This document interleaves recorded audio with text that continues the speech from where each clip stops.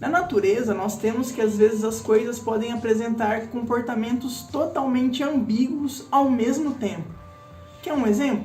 Já imaginou alguém ser, por exemplo, palmeirense e corintiano ao mesmo tempo? O Palmeiras não tem mundi? Ou está acordado e dormindo ao mesmo tempo? Ou vivo e morto? Bom, ficou curioso? Então fica comigo nesse vídeo que eu vou te explicar.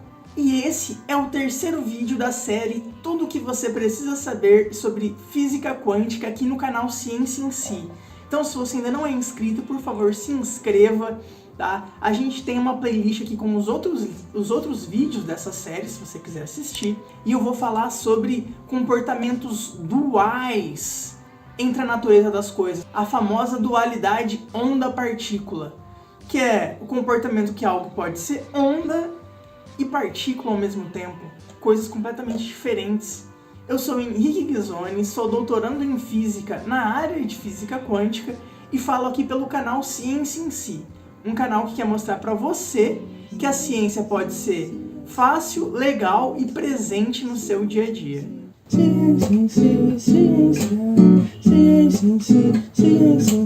Algumas vezes na vida nós temos que fazer escolhas difíceis, principalmente quando tem que se escolher entre duas coisas que são completamente ambíguas. Como, por exemplo, escolher entre estudar ou ficar mais um pouquinho na internet, vendo meme, vendo YouTube, assistindo mais vídeo nosso. Isso pode acontecer no nosso dia a dia. Mas já pensou se a gente não precisasse escolher entre essas duas opções e elas fossem as duas ao mesmo tempo? Isso mesmo. Como se uma pessoa tivesse acordado e dormindo ao mesmo tempo. Como vocês viram no meu último vídeo, eu falei sobre como que a luz poderia ter um caráter corpuscular, como proposto por Albert Einstein em 1905. Algo que para a época foi completamente chocante, revolucionário, e a academia inclusive não quis aceitar.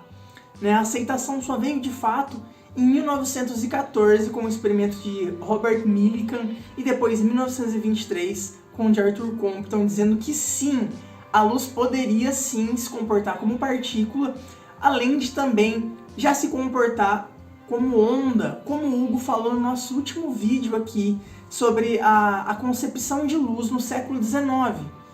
A luz como uma onda eletromagnética e tudo mais. Se a gente tem que a luz pode se comportar como onda em algumas ocasiões e como partícula em outras ocasiões, será que a volta é válida? Ou seja, será que coisas que se comportam como partícula podem também se comportar como onda? Ou será que isso é algo exclusivo da luz? Bom, essa foi a pergunta que o nosso personagem principal do vídeo de hoje fez na tese dele.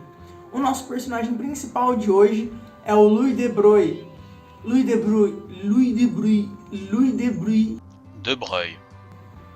Pois é. E foi um físico, na verdade ele fez a formação dele em História primeiramente, só que obteve seu título de doutor em Física. Enfim, Louis de Broglie. Então, no ano de 1924, quando terminou a sua tese, entregou sua tese, escreveu um artigo no começo do ano de 1925 a respeito da sua tese, fazendo essa seguinte pergunta então. Bom, será que partículas podem ser descritas como ondas? Ou melhor, será que partículas se comportam como onda mesmo, em algumas circunstâncias? E bom, ele não só fez essa pergunta, como respondeu, e disse que sim, partículas e corpúsculos podem sim se comportar como onda e ser descritos como onda. Ele se baseou basicamente no elétron. O elétron que a gente conhece hoje, que é o portador de carga negativa dentro do nosso átomo, que é o que a gente conhece como, por exemplo, ser responsável pelas correntes elétricas, são os elétrons em movimento dentro da nossa rede. Ele se baseou então no elétron e o elétron já tinha sido descoberto há muito tempo, já no século XIX. Inclusive Thomson, J.J. Thomson, J.J. Thomson, tinha chegado na resolução de carga e massa do elétron, então já era algo bem estipulado.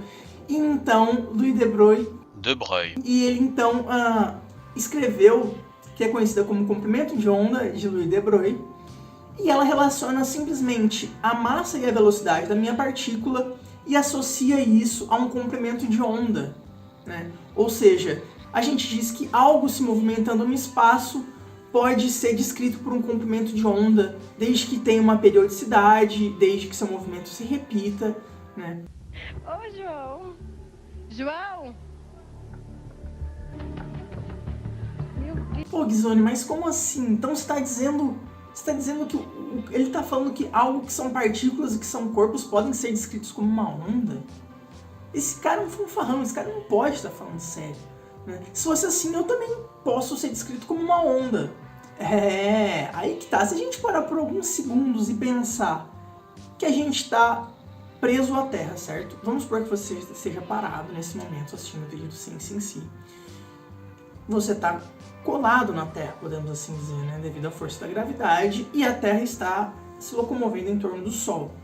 Se a gente parar para pensar, é justamente essa ideia de frequência, de periodicidade, né? Algo que tem o seu movimento que se repete ao longo do tempo. Então, se a gente pensar assim, né, o seu movimento pelo espaço sideral pode sim se comportar como uma onda, né? Porque a gente tem essa periodicidade. A cada um ano a Terra dá uma volta ao redor do Sol. Então, sim, se essa sua pergunta se parar para pensar, sim, o seu movimento no espaço sideral pode ser descrito por uma onda. Mas não foi isso que o De Broglie se preocupou. Ele se preocupou em dizer que, olha, tem alguns corpúsculos, algumas partículas muito pequenas, né, em escalas muito pequenas, que se a gente for tentar trabalhar com a física newtoniana, ou até mesmo com a física einsteiniana, que é a física relativística, fica muito complicado e os resultados muitas vezes não batem, né? Então, quando você tenta fazer lá o cálculo clássico de um elétron se locomovendo, ou de partículas pequenas se locomovendo, você vê que é bem diferente do experimental. Então, se o elétron de fato se comportar como onda, vai ficar muito mais fácil para a gente poder fazer nossos cálculos, vai ficar muito mais fácil para a gente poder descrever ele se locomovendo, ou até mesmo no modelo atômico do elétron, por exemplo, ao redor do átomo. E a confirmação do que Louis de Broglie tinha proposto na sua tese em 1925, comecinho de 1925, veio em 1927 com o experimento de Davidson e Germer. Um boné também dos meliantes que está desenhado, bordado uma caveira com o nome Harley e o nome do cidadão Davidson. Eles fizeram um experimento onde eles jogaram uma quantidade de elétrons sobre uma rede cristalina e perceberam que o padrão que foi formado só poderia ser explicado se o elétron se comportasse como uma onda. Isso foi a martelada final para falar que Louis de Broglie sim estava certo ao propor que partículas podem se comportar como onda. Pô, Ghisone, mas como assim? No seu último vídeo de quântica, você falou que a luz poderia se comportar como partícula. Aí no último vídeo do canal, foi lá e falou que a luz se comporta como onda. Pô, como assim? Pra mim tem que ser um ou outro. Não faz sentido ser os dois. Pois é, meus caros. Pois é, Louis de Broglie bebeu da fonte, então, do que o Einstein já tinha falado, e isso é completamente contra-intuitivo no nosso dia a dia. É completamente maluco se você parar pra pensar, né? É tipo você pensar, putz, como que uma pessoa pode torcer pro Corinthians e pro Palmeiras ao mesmo tempo? O Palmeiras não tem mundi? Né? Ou como que você pode estar acordado e sonhando ao mesmo tempo? Né? São perguntas assim, completamente, que no nosso ponto de vista parecem ser completamente antagônicas. E por isso que a física quântica é colocado muitas vezes como algo até complicado de entender, porque ele vai contra a nossa intuição. Pode parecer maluquice mesmo, né? Só que detalhe, né? É uma maluquice, entre aspas, que tem toda uma explicação. Então sim, a física quântica pode ser muito contra-intuitiva, pode ser muito maluca às vezes, mas a gente tem que sempre tentar procurar os autores originais que escreveram isso, né? Então eu sempre trago para vocês aqui os autores originais e os estudos originais, ou de pessoas que leram os originais, né? Porque a gente tem que se basear lá no que o nosso autor estava tentando falar, tentar entender o que ele estava tentando dizer, né? Não simplesmente falar, ai, nossa, eu acho que se o Louis de Broglie falou que o elétron pode se comportar como onda e como partícula, então o nosso pensamento pode ser ondas e podem interferir as coisas. Não, nada a ver, Louis de Broglie nunca falou isso, cara, nunca falou isso. A gente tem que saber dividir as coisas, beleza? Então, Louis de Broglie propôs isso em 1925, veio a confirmação em 1927 com os experimentos, né, com a difração do elétron em uma rede cristalina, dizendo que então, para aquilo acontecer, ele precisaria se comportar como uma onda. E em 1925, um pouquinho depois de propor isso, o nosso famoso Erwin Schrödinger, isso mesmo, Erwin Schrödinger, não, conhecido como também o cara do gato na caixa, né? Você já deve ter ouvido alguma vez falar no gato na caixa. Sim, é esse Erwin Schrödinger que eu tô falando. Ele desenvolveu todo um formalismo matemático para descrever, então, partículas se comportando como onda. Ele pegou a ideia de Louis de Broglie, que já tinha uma ideia, e realmente descreveu um formalismo, né? O que a gente chama de mecânica, ou seja, ele conseguiu fazer algo análogo ao que o Newton fez lá na nossa física clássica e na nossa mecânica clássica. Newton é tão importante porque você deve lembrar lá no ensino médio que tudo que a gente quer resolver, né, seja um objeto numa rampa, seja um carro em corrida, uma bala, você calcular a velocidade dela, etc., a gente sempre usa a lei de Newton, não é verdade? E na quântica, de maneira parecida, a gente quase sempre, né, pode se basear utilizando o formalismo de Erwin Schrödinger, né, de Schrödinger, não,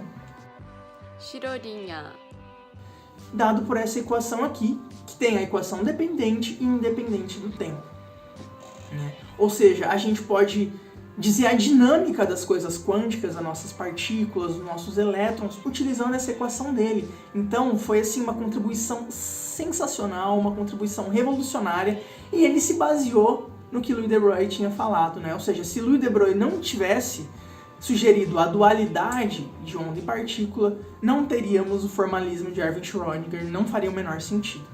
E esse formalismo dele não só foi importante para a academia, como está presente no nosso dia a dia, moçada. Sim, sem o formalismo de Erwin Schrödinger, a gente não poderia descrever várias coisas e chegar em várias tecnologias. Então, com esse formalismo, a gente consegue descrever comportamento de fótons nos lasers, a gente pode descrever como que algumas coisas se dão no nosso computador quântico, a gente pode descrever como que os elétrons se propagam em alguns tipos de rede, em alguns materiais, como o grafeno, por exemplo. Isso que é o mais importante da gente mostrar aqui. A física quântica não é só, às vezes, esse monte de pensamento que pode parecer contra-intuitivo e que nos leva a refletir até, mas também porque ele é tão importante para a nossa tecnologia, para o nosso celular, para o nosso laser, para a nossa ressonância magnética, raio-x, várias tecnologias do nosso dia a dia. E escreve aqui nos comentários, por favor, o que você quer que eu fale nos próximos vídeos. Quer que eu falo sobre o experimento do gato na caixa de Schrödinger? Quer que eu falo sobre os modelos atômicos? Quer que eu falo sobre... que mais? Quer que eu falo sobre radiação? Quer que eu falo sobre coisas de Chernobyl, por exemplo? Por que algumas coisas aconteceram lá naquela série Chernobyl? Escreve aí nos comentários, beleza? Então, fazendo um resumo rápido, Louis de Broglie foi quem sugeriu, então, que as partículas e coisas que se comportam como partícula até então pudessem, sim, se comportar como onda também, especialmente focado no elétron, no comportamento do elétron, que depois foi confirmado lá pelo experimento de 1927. Inclusive, Louis de Broglie ganhou o Prêmio Nobel em 1929, devido a essa contribuição dele, e as pessoas que também fizeram o experimento, né, Davidson, principalmente, e o neto do J.J. Thomson, receberam também o Prêmio Nobel relacionado a isso, tá? Então a grande sacada hoje é, putz, na natureza, apesar de parecer complicado, as coisas podem ter duas naturezas completamente distintas em uma coisa só. Então um elétron pode se comportar como um corpo e como uma onda, assim como a luz também, beleza? E, por favor, assistam os últimos vídeos dessa série de tudo que você precisa saber sobre física quântica, e assista também o nosso último vídeo do Hugo, que ele falou sobre a concepção de luz no século XIX. tá? Então se você gostou, por favor, já deixa aquele likezão, se inscreve no canal, deixa aí os comentários, parece uma maluquice uma pessoa torcer pro Palmeiras e pro Corinthians ao mesmo tempo, ou ser patrão e funcionário ao mesmo tempo, ou uma coisa, ser partícula e onda ao mesmo tempo, tá? Deixa o likezão aí, por favor, e assista os nossos últimos vídeos, beleza? Fico por aqui, fiquem bem e até mais. Nossa mãe, esse espirro aí, hein? O Luiz De Bruyne.